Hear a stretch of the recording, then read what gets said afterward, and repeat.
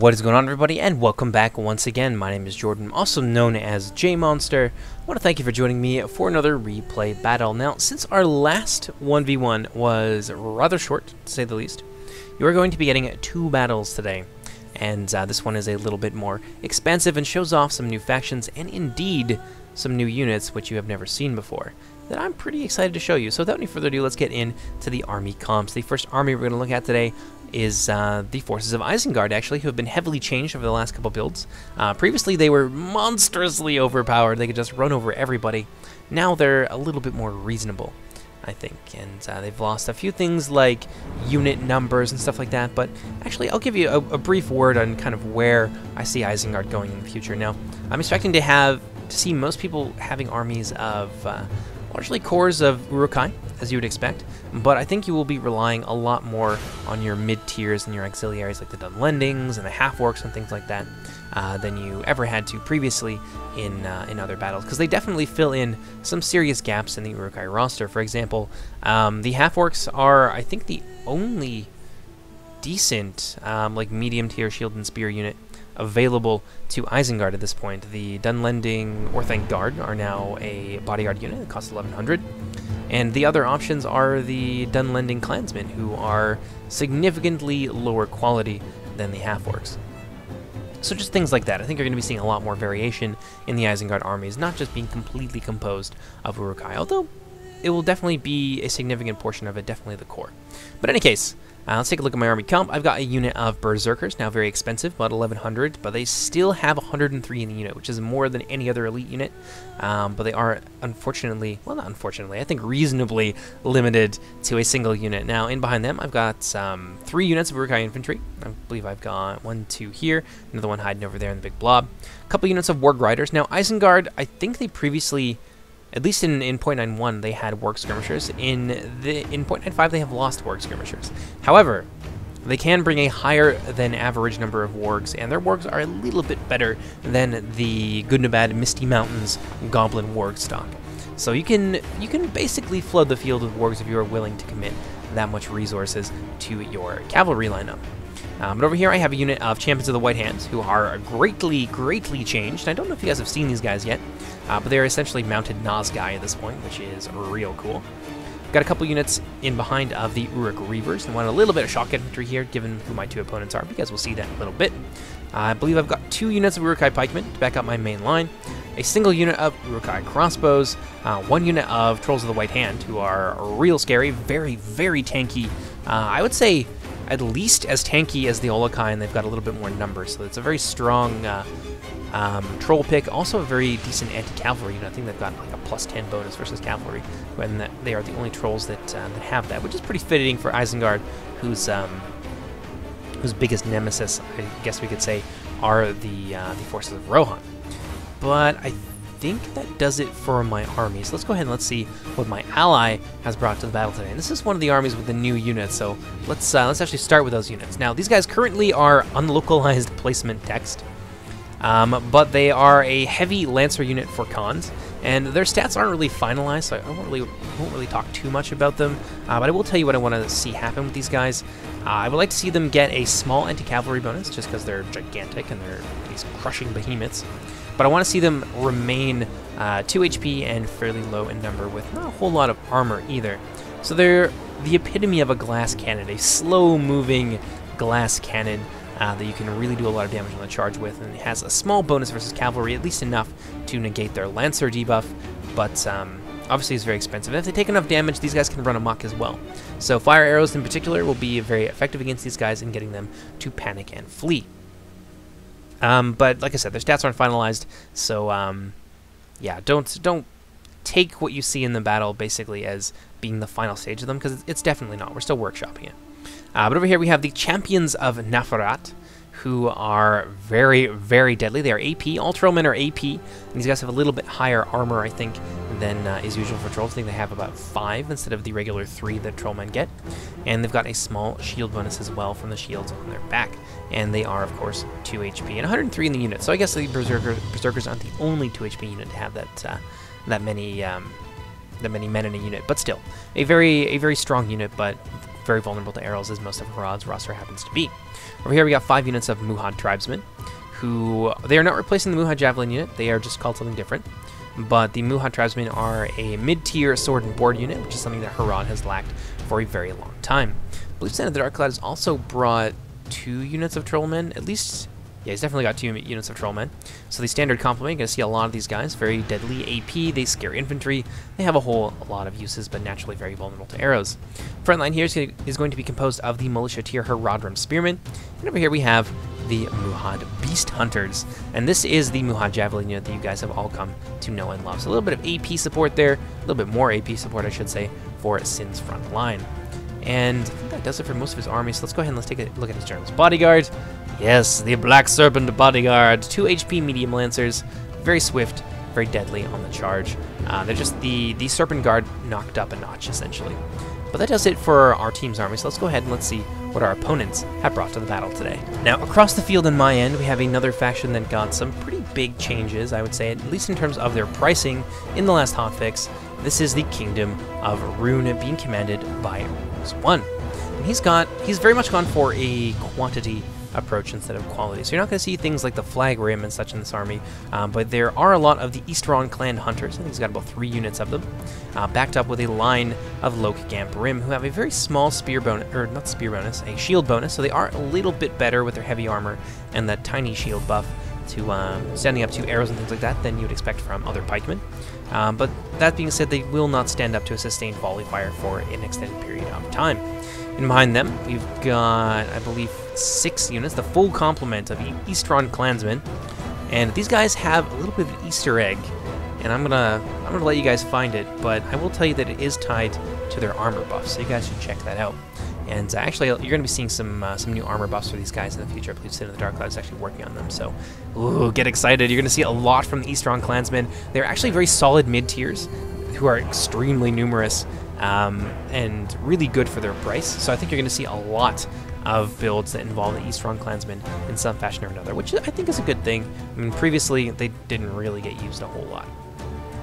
Out behind, we've got a couple units here of the Eastron clan crossbows, which I assume are quite far back from the line because he was worried that maybe I had some long-range archers or something like that that I would use to snipe them out early. So being very cautious, Rules has actually placed them quite far back from his line.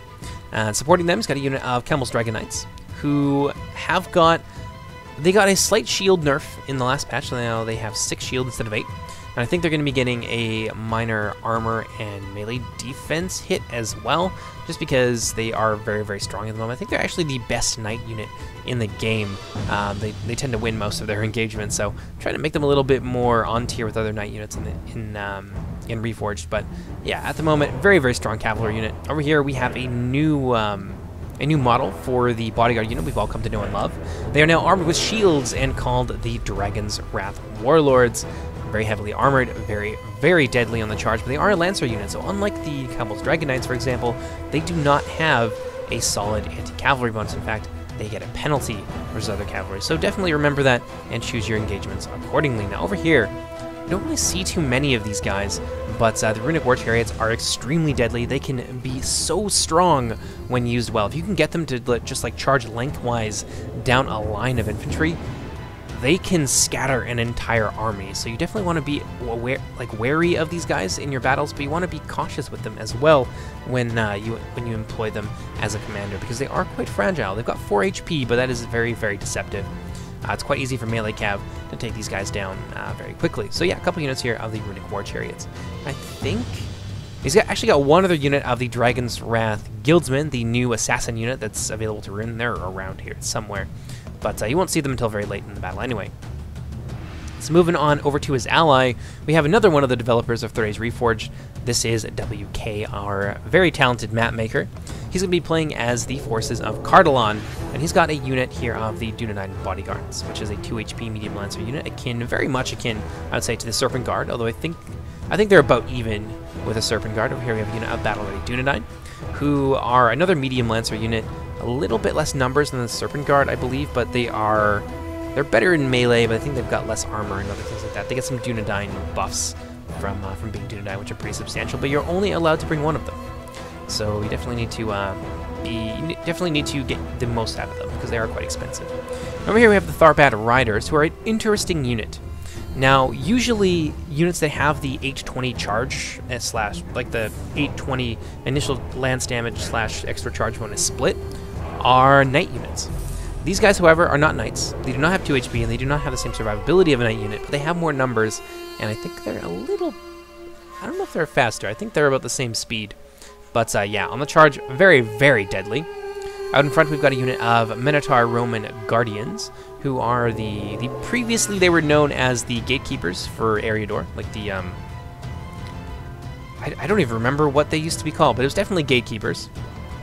These guys are a hybrid unit. I think you can only bring one of them, but they're very expensive and very deadly with their crossbows. Now over here we got a couple units, I think 2 units, or maybe just 1 unit of the Minas Girithlan Sharpshooters. Another heavy crossbow unit for Cardolan, which is very much something that they specialize in. Currently, I think you can bring 3 of them, but that is going to be dropping down to 2, because 3 is far too many. And they are reasonably expensive. I think they cost about $750 or $850 or something like that. And they have maces in close combat, so they are AP at range and in melee. They make a nice little hybrid unit for Cardolan. Over here we have the Minas Girithlan Swordsman. Yes, the Swordsman. Basically Cardolan heavy swordsmen for all intents and purposes. They are very, very good, and they're also getting a price increase because of how damn strong they are. Now they've got 10 shield bonus, I think, at the moment, which is crazy good. So they will be going up in price a little bit, but they're also plate armored, so a very solid melee infantry unit. Now over here we got some Green Watch Garrison, about 3 or so units of them. These are the previously known as the Breland Militia. They've got a lot of shield bonus as well, but they are quite easy to kill in melee. So really all they have going for them is their spear bonus, their large numbers, and their shield bonus only. I mean, that's a fair amount to have going for you when you're a militia spear unit. Out in front we've got, I believe, 3 units of Minas Girithlan Archers who are going to be going down to, I think, a cap of 2. Just because they are so well armored. They've got like 9 armor and like 4 or 5 shield value as well. So very, very sturdy mainline archer units. So yeah, very, very scary force here. Actually, we've got a little bit more. We've got some elites here. These are the dismounted battle rate Dunedain, who are actually getting a big buff in addition to a new model, a new upgrade model in any case. They're going to be like plate armor, so they're going to be less fragile than they are now, but more expensive, and I think they're going to be limited to 1 instead of the 2 that they are currently.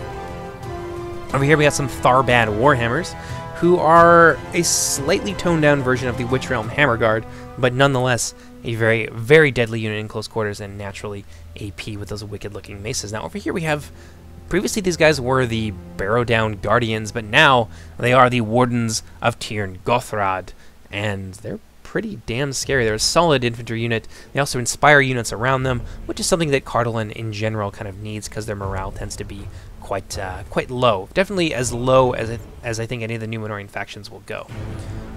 But finally, we've got 3 units here of the Erenborn Axemen. I think we're just lumbermen or something like that previously, but now they've got a name that suits the faction a little bit more. They are shock infantry, dirt cheap at the moment. Their price will be going up, so you won't.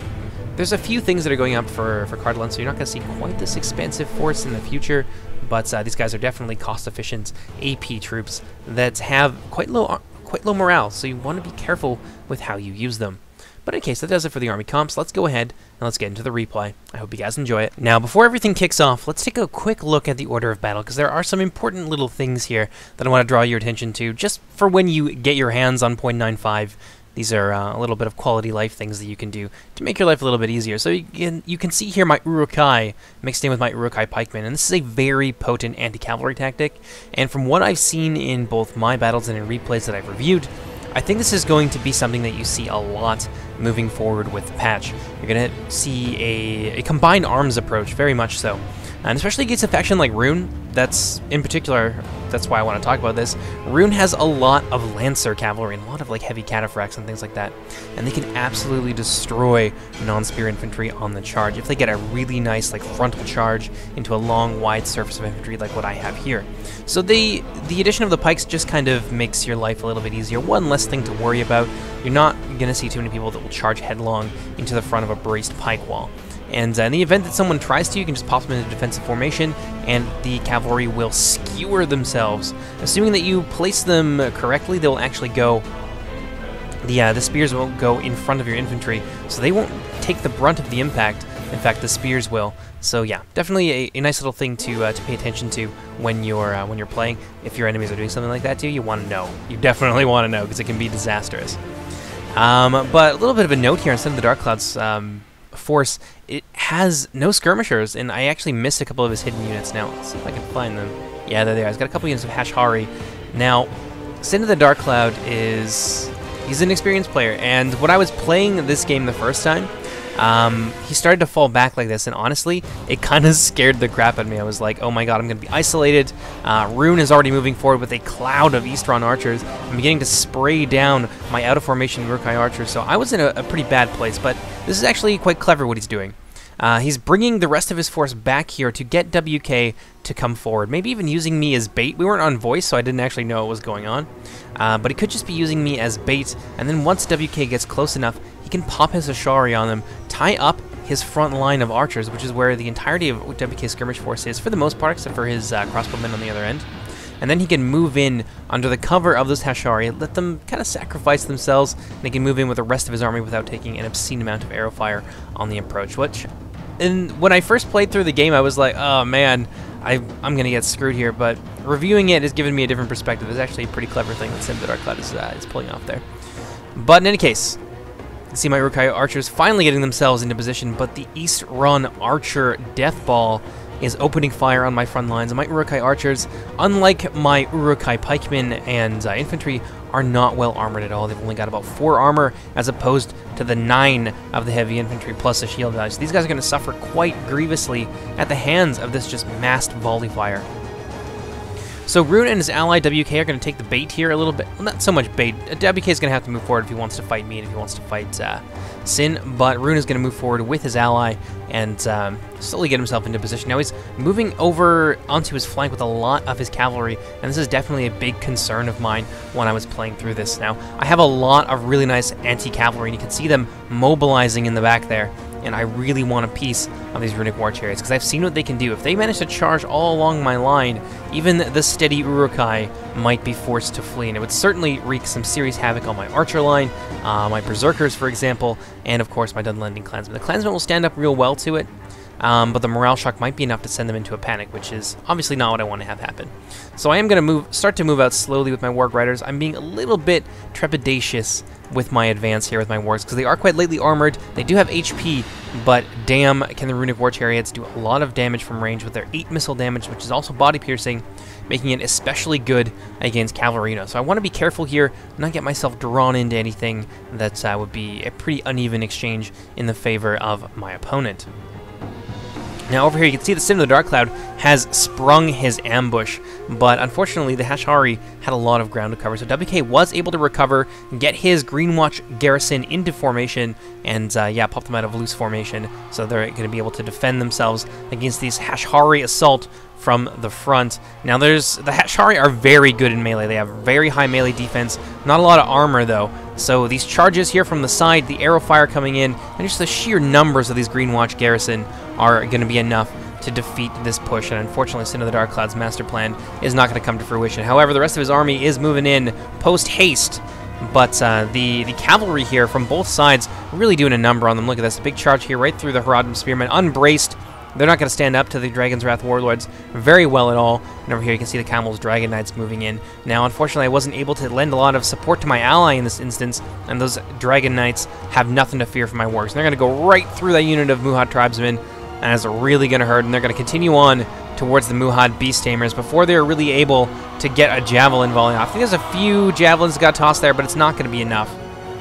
And that big charge from the Dragon's Wrath Warlords is going to cause some serious damage to the Muhad Beast Tamers. Sin of the Dark Cloud countering with his Muhad War Beasts, rather. And that is going to oblige the Runic player rules to pull back, especially since I'm now moving forward with the main body of my army. The Uruk-hai pikemen and the Uruk-hai infantry are no joke. And these Dragon's Wrath cavalrymen, if they get bogged down and attacked by my pikes and my infantry at the same time, that is going to be game over. Now let's take a look at what's going on over here. It looks like I've managed to catch up with one of Rules's runic war chariots. Now, a single unit of warg riders is going to be enough to destroy these guys in melee. Now, I will take a fair amount of casualties because they are able to fire basically point blank into these light warg units, and there's a little bit of support nearby in the form of the second runic chariot unit. So I want to get in there real fast and deal with these guys. So my champions of the White Hand, not my Bullock's champions, my champions of the White Hand, going to charge in there in support of my warg riders, and that is going to be all she wrote for those runic war chariots. But let's pop back on over to Sin of the Dark Cloud side of things. You can see these Rhino Cav here about to do what they do best. Now, this is exactly, I think, what Sin of the Dark Cloud wanted. He invested a lot of money into these Rhinos, 2,400. Now, some of them are starting to drop, and that's because of the just constant range pressure. I think there's some crossbows nearby. But once they get in there, look at that. That is a pretty nice charge on some loose formation units. There's going to be a lot of Minas Girithlan archers who just get pancaked by those massive war beasts.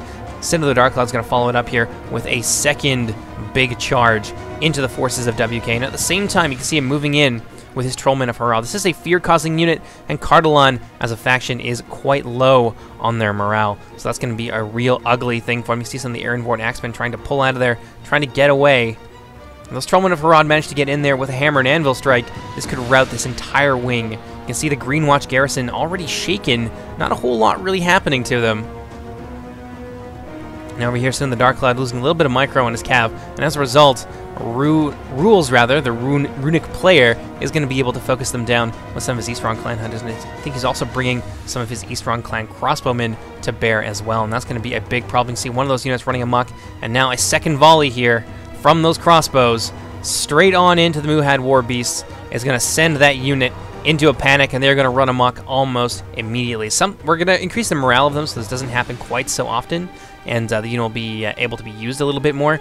But yeah, for this battle, damn, that is a big loss on the part of Sin of the Dark Cloud right there. That could have paid for his entire low-tier skirmish line. So I'm going to move in now with a couple of my Uruk Reavers and try and lend a little bit of aid to my ally, seeing as his cavalry has fallen apart on that wing. But let's pop back over to the other side. You can see me moving forward in force with my entire warg contingent. 2 units of warg riders and my champions of the White Hand still looking real healthy with about 23 or so men in the units. They've lost about 7.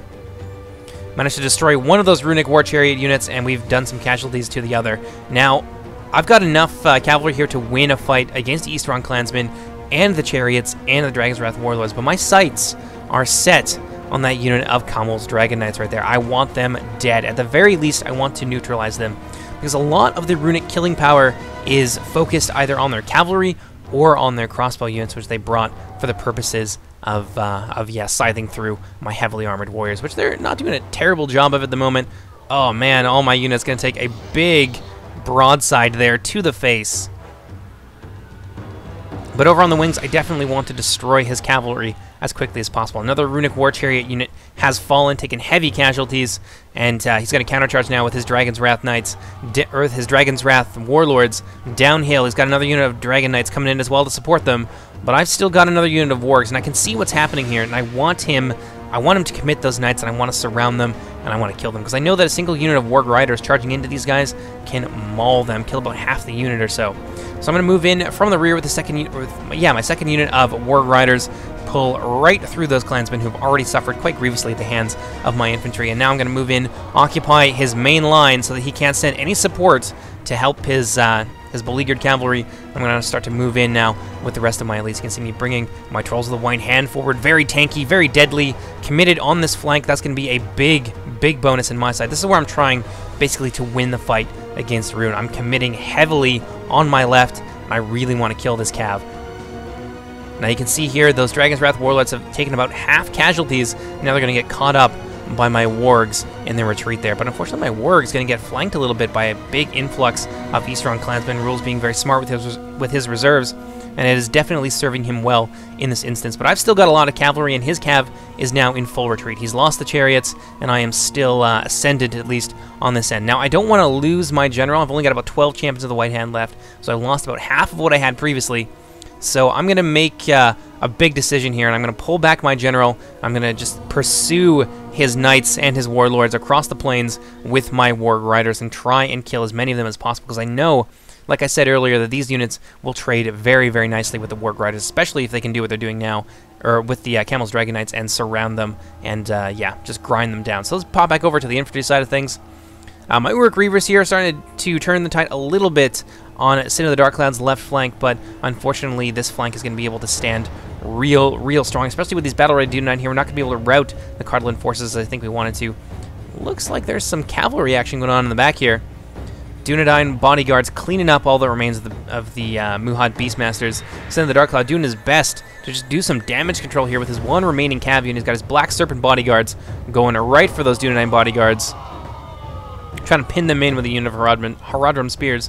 But unfortunately, that has left him pretty thin elsewhere in the battle. Now, a hammer and anvil strike from those Black Serpent bodyguards would definitely be a welcome sight over on this end, where the Haradrim spearmen are doing their best to try and hold back the tide of Cardolan. Muhad Beastmasters here tossing their javelin payloads into the back of those Minas Garithlan swordsmen. That's going to be a big problem for those Garithlan swordsmen.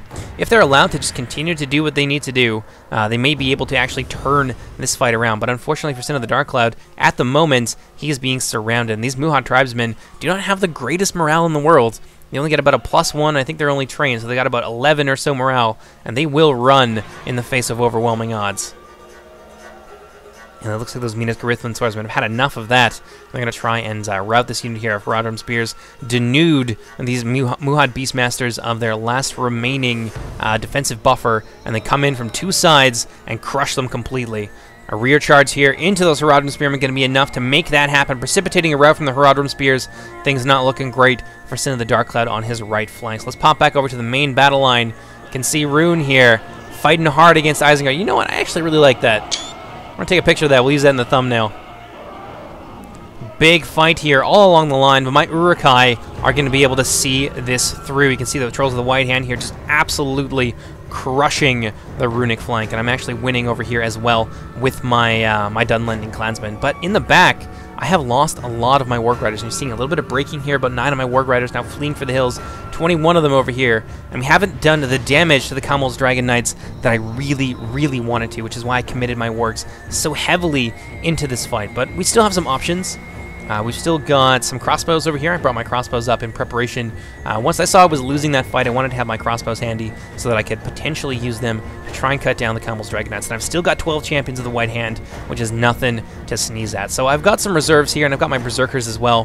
What I was doing is bringing them around for a flanking attack, trying to destroy this runic line, but the failure of my Wargs in the back here is going to free up these Dragon Knights and the Dragon's Wrath Warlords. Now I don't want to put them in a position where they can be struck from the rear by those powerful knights.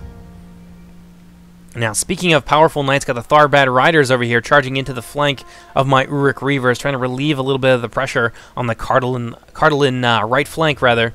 And these guys have some really nice opportunities open to them. Once they manage to kind of clear a little bit of my Uruk Reavers out of there, they're going to have a straight shot through our lines right into my Urukai archers and all of my support units, which have held up pretty well so far. I've been using them to cut down the clan crossbows, I believe, since they are the biggest threat. You can see some of the crossbows now retreating out of range.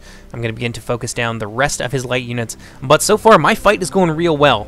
If my ally Sin of the Dark Cloud can hold for long enough, I will be able to sweep Rhun from the field with a significant amount of troops left, possibly even enough to defeat Cardolan. All I got to do is deal with these Dragon Knights. Now, my Warg Riders here are retreating, and I saw an opportunity to maybe pin their Eastron clansmen against my Wargs and do a lot of damage to them, which I managed to do.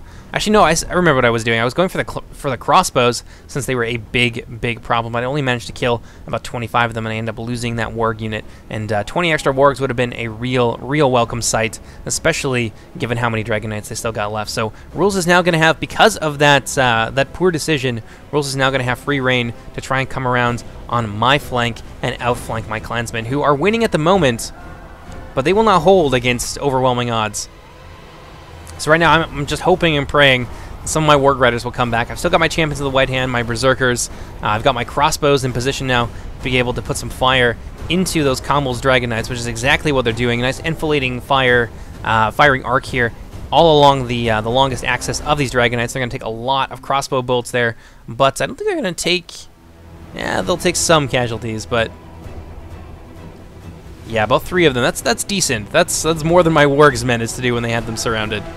So yeah, those Kamel's Dragon Knights not going to be forced back away from my Berserkers, but unfortunately those Dragon's Wrath Warlords being very slippery My wargs just not able to get in there and kill them. Unfortunately, my berserkers are going to take a fair amount of casualties from a very vicious charge, and they're going to be able to pull right on through. Now, I've managed to kill their banner carrier. We are slowly but surely whittling down those Dragon's Wrath warlords, but they're going to be able to charge headlong into my Uruk-hai crossbows. And at the same time, I think we've got some pretty ugly stuff happening in our back lines as well. Now, where are those Tharbad cavalry? Yes, here they are. Hammer and anviling my line, completely obliterating my Uruk-hai and totally swinging the tide of battle in favor of Rhun. Now, this is a really big loss for me. I've done my best to win this Rhun fight, but unfortunately, there's a lot of cavalry in my back lines right now. Sin of the Darkcloud trying to lend me a little bit of a hand with some of his remaining Haradrim spearmen, but it's just not going to be enough, and these Tharbad riders are going to be able to ping-pong back and forth and just massacre my support units. Over on this end, speaking of support units, my Uruk-hai crossbows stood up fairly well to that charge, but they're not going to be able, I think, to get a shot off into those Dragon's Wrath warlords before they are able to charge into the rear of my lines. Now, there's not as many of them as there are the Tharbad units, but against my trolls, that could be a real ugly affair. Now, I'm doing my best to try and deal with this at this point. I'm going to bring my trolls in there as well. I've got my wargs coming in from behind, but these slippery cavalry are going to be able to make it out of there once again after only having taken a single unit in casualties. And at the same time, Tharbad riders closing in on my Uruk-hai crossbows. I tried so hard to keep these guys healthy and prepared for a late stage of the battle, but a hammer and anvil here from my warg riders not even going to be enough to kill more than, I think more than one of those Dragon's Wrath warlords. They're still being a big problem. Tharbad riders almost getting themselves routed. I think they're being focused down now by my archers, doing my best to deal with this cav, but it's just so much, and it's overwhelming at this point. So my Trolls of the White Hand have been pulled out of the fight, though they're not really needed in there, I don't think, as much. But I do see an opportunity here to charge them back in. So I think that's what's going to happen. I'm going to throw them again back against the Strong Clansmen. Try and rout them. Try and rout that runic right flank, finally. Now, let's see here. I think I managed to take care of those Dragon's Wrath warlords, finally, with a charge from the rear from my trolls, which is going to leave me with a fair amount of crossbows in my possession. And I've come around on the other end with what remains of my berserkers, who actually took a charge, I think, from the Dragon's Wrath, from the Kamul's Dragon Knights. Managed to kill a fair few of them as well. So we're slowly but surely destroying the runic cavalry, but we've taken some serious casualties in the process. Charge there from the rear from my berserkers in tandem with a unit of Trolls of the White Hand charging straight through that gap is going to be enough to rout a unit of those Eastrong clansmen. I'm going to try and do the rest here to this runic right flank. Now, at this point, victory definitely not within my grasp. I've managed to destroy a fair amount of the runic army, but there's still... Oh, there goes my general. There's still those damned Dragon Knights that I just could not pin down. I tried shooting them with like everything I had, my wargs, my crossbows, but unfortunately Rules managed to keep them alive into this late stage in the battle, and even just this unit of 3 strong here are going to be a threat. Now I'm trying to chase them down with my Champions of the White Hand, but they're just so slippery. Yeah, Tharbad Rider is still active. I was trying to shoot them down here with my crossbows, but unfortunately crossbows not going to be able to reload fast enough. Big charge from the front into my Uruk-hai. That's going to be a real ugly. Sends a few of them flying there and plummeting to their deaths. Another follow-up charge there by the Camel's Dragon Knight. Some great teamwork here from WK and Rules, all along the line of my crossbows. And there goes the Haradrim General. Looks like Sin of the Darkcloud was trying to lend me a little bit of a hand by hammer and anviling what remains of the runic line, but unfortunately it's just not going to be enough. We got a unit here of the Dragon's Wrath Guildsmen, who apparently I missed in the army comp phase, and they have been activated. I think I mentioned them, but they have been activated now by Rules at this late stage in the battle. Is going to be able to come around right behind my Uruk-hai, and this is at this point basically over. So we're going to go ahead and we're going to fast forward just a little bit here. My Trolls in the White Hand and some of my units have managed to rout what remains of the Eastrong Clansmen. I'm trying to pull my spears out here to deal with what remains of these Tharbad Riders, and I think my wargs managed to get in there, but unfortunately it just wasn't enough to rout them off the field. So the Tharbad Riders, now 6 strong, can be able to ping-pong from my wargs back into my Uruk-hai pikemen. I tried to turn my pikes around, kill a few of them, but unfortunately that morale shock there is still not enough to rout these guys. They're now down to a meager 2. But still, 2 cavalry is enough to be a pain for your crossbows and to disrupt them. Yeah, shot that from my crossbows into the Dragon Knights. Going to be enough to kill the last remaining Dragon Knight, so all it is the Runic General. But that Tharbad cavalry is going to charge right in there. And looks like we've got some archers here. Some of the Cardolan archers have now come around my lines. Going to put some fire into my Urkai crossbows, and that is going to be all she wrote. But I've still got some elites handy, so we're going to go for glory and try and kill as many of the opposing team as possible. Looks like I threw my last remaining champion of the White Hand to those Dragon's Wrath Guildsmen. Did an alright amount of damage. I've still got my Berserkers here, and my Berserkers are going to be targeting those Dragon's Wrath Guildsmen. I want to get them in there as quickly as possible before they have a chance to reform. But even charging... Oh yeah, there we go. So Rules is going to pull them back, and they're going to be able to disengage from that. Not wanting to take a charge straight on from Berserkers. Definitely don't blame them. But this really surprised me. They somehow managed to turn around and reform fast enough to toss a Javelin volley into my Berserkers before they were able to connect, which is pretty surprising. Normally these units take a long time, but they just like wheeled back around, tossed those throwing knives into my Berserkers, and my Berserkers suffered quite grievously at their hands because of their low armor scores. But yeah, ultimately that's going to swing the fight in favor of the Guildsmen, and my Berserkers are going to be unable to topple this very elite Runic Assassin unit. Elsewhere, my Trolls and a few of my Urukai are all that remain of my army, and they're going to be fighting hard against the Lokamp Rim, but these Trolls really did a number on Rules forces. I think they got about 300 kills, which is very impressive for a unit of 25. But in the waning stages of this battle, let's take a look at some of the glorious carnage here. Destruction all along the line, although admittedly most of that I think is Sin's Haradrim force. A lot more even over here on the Runic side of things, but WK's intervention was enough to swing the battle in favor of his ally Rules, and that's going to be the end. So let's kick it up here to 6 times speed and witness the glorious last stand of my Trolls of the White Hand. Yeah, they're doing their best. The rest of my forces have now been cleaned up. It's all down to my Trolls. Getting as many kills as possible. And there it is, the last one, now fallen. And that is the end of the game. I hope you guys enjoyed this. I have another one coming up very soon. Actually, I'm going to be getting a bunch of them. One's going to be a Gondor battle. Obviously, there's this 2v2. And then I have a 1v1 Mordor versus Gondor on Pelennor Fields. Very iconic. I think you guys are going to have a lot of fun with it. It's very close. It's like down to like a couple percentage points at the end. And in addition to that, I also have our campaign coming out. The end of our Vortex campaign. It's going to be very, very soon. And the beginning of our Khalida Tomb Kings campaign, which is also very exciting. So yeah, hope you guys enjoy this, and I will see you next time. Take care, everybody. Bye-bye.